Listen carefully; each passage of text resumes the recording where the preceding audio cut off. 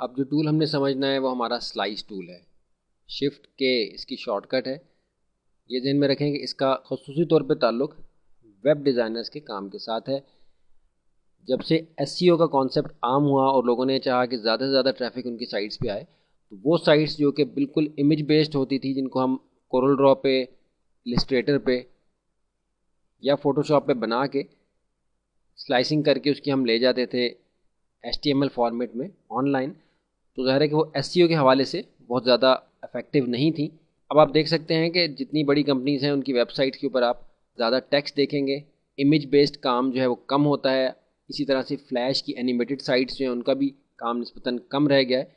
इसी वजह से, क्योंकि फ्लैश कंटेंट हो या आपका इमेज का कंटेंट हो, उसको सर्च इंजन रीड नहीं कर सकता।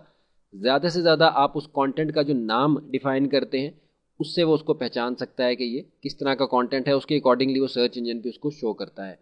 स्लाइस टूल का मुख्तसर सा जायज़ा लेने के लिए कुछ सैम्बल यहाँ क्रिएट कर लेते हैं।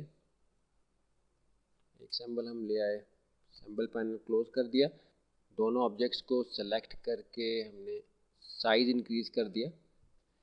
स्लाइस टूल और इसके साथ एक और टूल हमारे पास स्लाइस सिलेक्शन टूल है, दोनों को हम बाहर निकाल लेते हैं, एक साथ देखेंगे। स्लाइस टूल स्लाइसिंग करता है, आपके पेज को मुख्तलिफ हिस्सों में तकसीम करता है और उन हिस्सों को सेलेक्ट करने के लिए आपका स्लाइस सिलेक्शन टूल है। स्लाइसिंग से क्या इफेक्ट आता है आप देखिए। बिलफर्ज हम यहाँ से एक स्लाइस करते हैं, आपने देखा आपका पेज सारा मुख्तलिफ हिस्सों में तकसीम हो गया। जैसा कि जिक्र किया कि इस टूल का ताल्लुक ख़ास तौर पे वेब डिज़ाइनिंग के हवाले से है, इसलिए ज़्यादा तफसील में यहाँ जाना जो है वो कन्फ्यूजन का बायस हो सकता है, क्योंकि Islamic academy of communication arts के वेब डिज़ाइनिंग के अलग से कोर्सेज आपको अवेलेबल हैं, जिनकी तफसील के लिए आप Islamic academy of communication arts से रब्ता कर सकते हैं। इसका सिंपल हमने कॉन्सेप्ट समझना है। स्लाइस टूल आपके ऑब्जेक्ट्स की स्लाइसिंग करता है और ये स्लाइस अलग अलग हिस्सों में आपकी वेबसाइट के ऊपर डिस्प्ले होते हैं। आप देखिए यहाँ भी हम एक स्लाइस कर लेते हैं मज़ीद, बिल्कुल ये बराबर दो हिस्सों में तकसीम हो गया ओवरऑल ये एरिया। अभी इस वक्त जो कंटेंट मौजूद है ये वेक्टर बेस्ड है।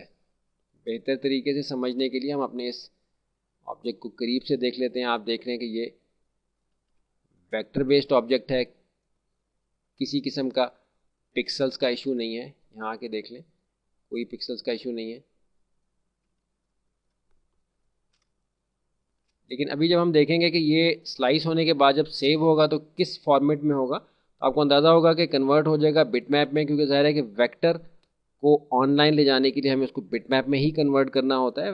वेक्टर इटसेल्फ सिर्फ फ्लैश फाइल्स के अंदर हम यूज़ करते हैं, अदरवाइज जो है वो बिटमैप इमेज के तौर पे ही जाता है।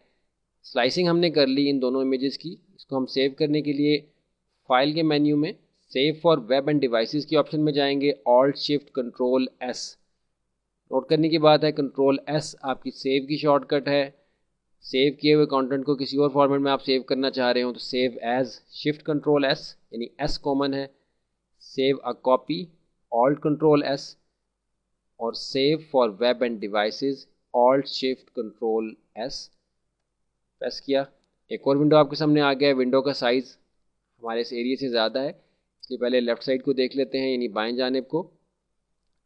ये वो दोनों ऑब्जेक्ट्स हैं जो हमने स्लाइस किए हैं बेसिकली। पहला टूल हमारा हैंड टूल है, आप देख रहे हैं कि एरिया को मूव करने के लिए है। एच इसकी शॉर्टकट है। उसके बाद हमारा टूल बिल्कुल वही टूल है, स्लाइस सेलेक्ट टूल। जो स्लाइस हमने किया है उसको सिलेक्ट करने के लिए सेलेक्ट किया टूल को, जिस स्लाइस को भी सिलेक्ट करेंगे वो स्लाइस सेलेक्ट होगा और उसके पिक्सल्स की जो डिटेल है वो हमें यहाँ नज़र आएगी। इस साइड पे आप देख रहे हैं कि इस स्लाइस के अंदर जो पिक्सल्स हैं उनकी जो कलर वैल्यूज़ हैं, सेलेक्ट किया इस स्लाइस को तो आप देख रहे हैं यहाँ नज़र आ रही हैं। इसी तरह इसमें आए तो यहाँ नज़र आ रही हैं। इसमें आप देख रहे हैं कि इस ऑब्जेक्ट का कुछ हिस्सा इधर है तो यहाँ ब्लू के पिक्सल्स भी आपको नज़र आ रहे हैं।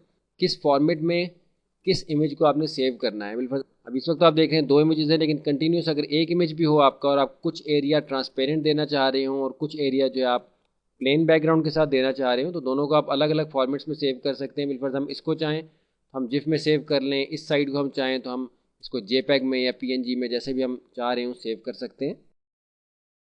यहाँ हम देख सकते हैं हमारे पास जूम टूल है। जूम टूल हमने सेलेक्ट किया। इस ऑब्जेक्ट को जूम करके हमने देखा था जब हम अपने आर्टबोर्ड पे मौजूद थे और हमने देखा था कि वो वेक्टर बेस्ड था।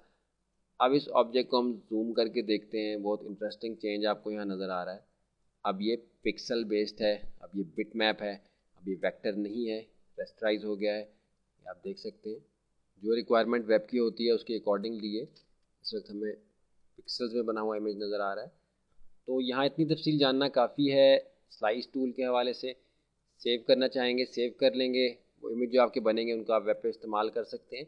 लेकिन क्योंकि वेब डिज़ाइनिंग का कोर्स नहीं है इसलिए हमारे लिए इतना काफ़ी था कि हम अपने स्लाइस टूल को जान लें कि ये किस मकसद के लिए इस्तेमाल होता है।